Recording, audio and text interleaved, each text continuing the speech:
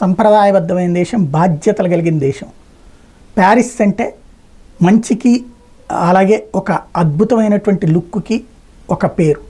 కానీ శరణార్థులుగా వచ్చినటువంటి వాళ్ళకి షెల్టర్ ఇవ్వదలుచుకుంటే ఒక ప్లేస్ ఫిక్స్ చేసి కూర్చోబెట్టాలి. వచ్చేయండి మీ దోవను మీరు బతకండి అంటే రోడ్డు పక్కన గుడారం వేసుకున్నారు. ఆ గుడారం పెద్దదైంది. 1కి 2 కుటుంబాలైన, 2కి 3 కుటుంబాలైన, చివరికి ఈఫిల్ టవర్ చుట్టూతా కూడా మురికివాడగా మార్చేసినటువంటి పరిస్థితి.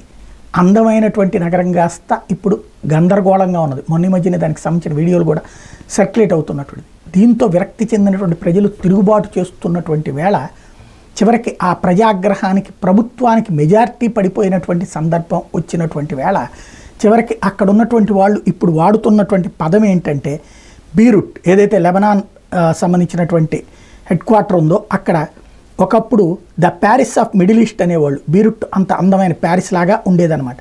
బట్ ఇవాళ ప్యారిస్ కాస్త ద బీరుట్ ఆఫ్ యూరప్ అంటున్నారు. అంటే ఇవాళ బీరుట్ ఎంత దరిద్రంగా ఉందో ప్యారిస్ కూడా అట్టా తయారైందంటూ వెటకారం చేస్తూ స్వదేశీయులే మేక్రాన్ని మారమని పిలుపునిస్తున్నారు.